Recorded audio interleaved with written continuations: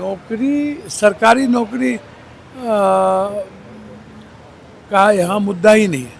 सरकारी नौकरी तो खत्म कर दिया बीजेपी की सरकार ने, और सरकारी नौकरी का मैटर नहीं है। तेजस्वी जी का कहना था रोजगार हम देंगे। नित्यानंद बाबू सीएम के उम्मीदवार हैं, चिराग भाई भी हमारे सीएम के उम्मीदवार हैं, कुशवाहा जी भी कहते हैं कि हम हूँ एक दिन सीएम के उम्मीदवार हैं, हमारे लीडर भी सीएम उम्मीदवार हैं।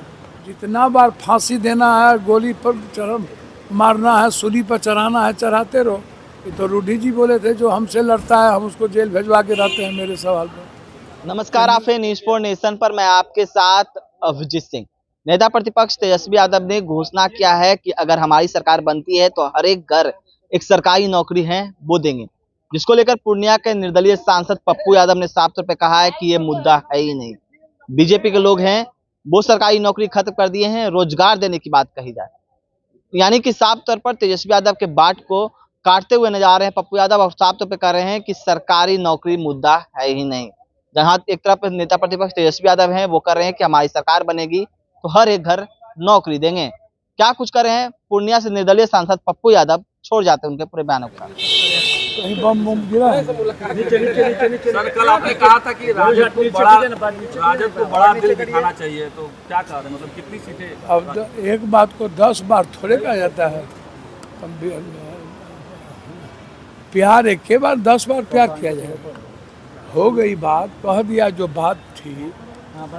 दिल बड़ा तो सबको करने की जरूरत, हमको भी आपको भी। हिमालय से ज़्यादा ऊंचा मस्तिष्क रखने की ज़रूरत है, और समुद्र से ज़्यादा गहरा दिल रखने की ज़रूरत है। तो बात तो हुई। अब्दुल बारी सिद्दीकी कह रहे हैं कि सीएम फेस घोषित कर देना चाहिए। देखिए, अब्दुल भाई पार्टी के नेता हैं, वो बहुत कुछ समझते हैं। उसमें अपनी पार्टी के बारे में बोलेंगे। मेरी राय है कि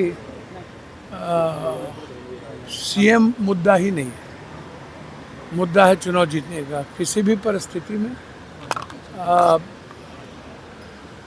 हमारे नेता जो अत्यंत पिछड़ी जाति का जो मुद्दा है, और जो कल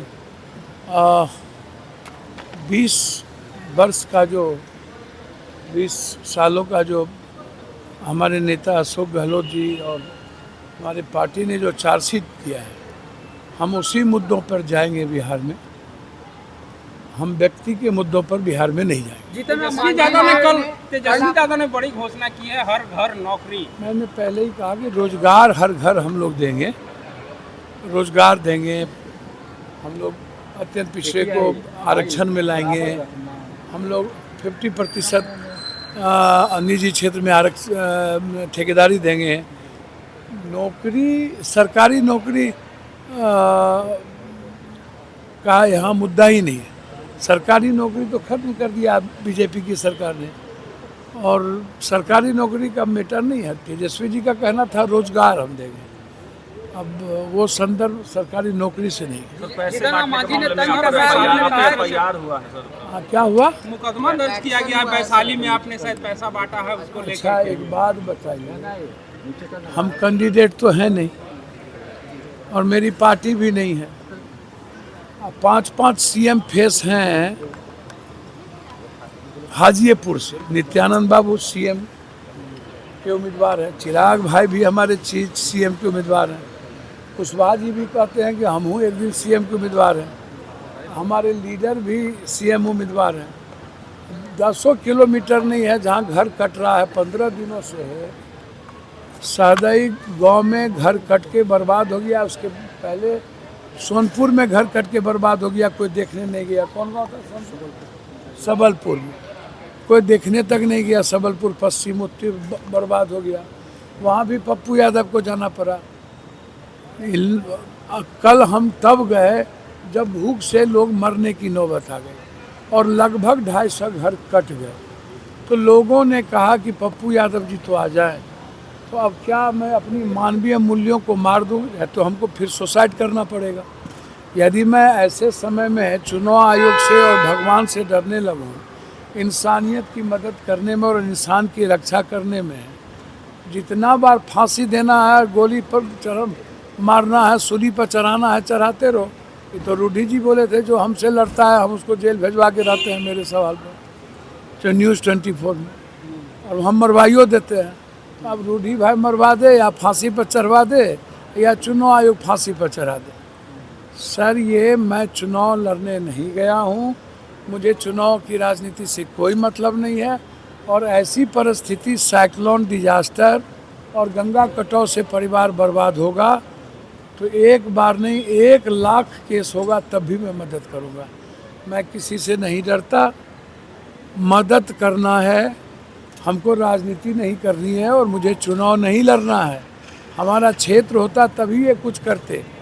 अब किसी ऊपर के कहने पर केस करते रहो तो पप्पू यादव इस घीगर बोकी से डरने वाला नहीं। सर एक और सवाल है कि दिलीप जायसवाल ने कल तेजस्वी यादव को कहा है कि उनको पीओके पीओके में चले जाना चाहिए। देखिए, दिलीप बाबू और के बारे में मैं कुछ नहीं कहूँगा। दिलीप बाबू, मंगल भाई, अशोक, इन लोग से मैं पूछना चाहूँगा कि पीके ने आप लोगों पर बयान बंद क्यों कर दिया? क्या कुछ दिए क्या? हमको तो लग रहा है कि दिलीप बाबू इधर पीके आप पर बयान अब दे नहीं रहे हैं, खाली सम्राट पर दे रहे हैं। तो क्या सम्राट आपसे ज़्यादा सीएम के उम्मीदवार हो गए क्या? तो आप लोग तो जितने सीएम के उम्मीदवार बीजेपी में है सब सम्राट को पीके, भाई तो एजेंडा पीके का थोड़ी है। और मुझे लगता है कि दिलीप बाबू, इन लोगों ने समझौता कर लिया, मंगल जी ने, लेन देन हो गई, माल का लेन देन हो गया और अब दिलीप बाबू, मंगल जी, अशोक जी पर बात नहीं होगी। आप इसको लिख लो। सूरज की पहली किरण के साथ जाग उठा बिहार, हर मत बने नई उम्मीद, हर कदम जिम्मेदारी। न्यूज़ फॉर नेशन की अपील, 6 और 11 नवंबर को घर से निकलें, वोट करें और अपने भाग्य विधाता खुद बने।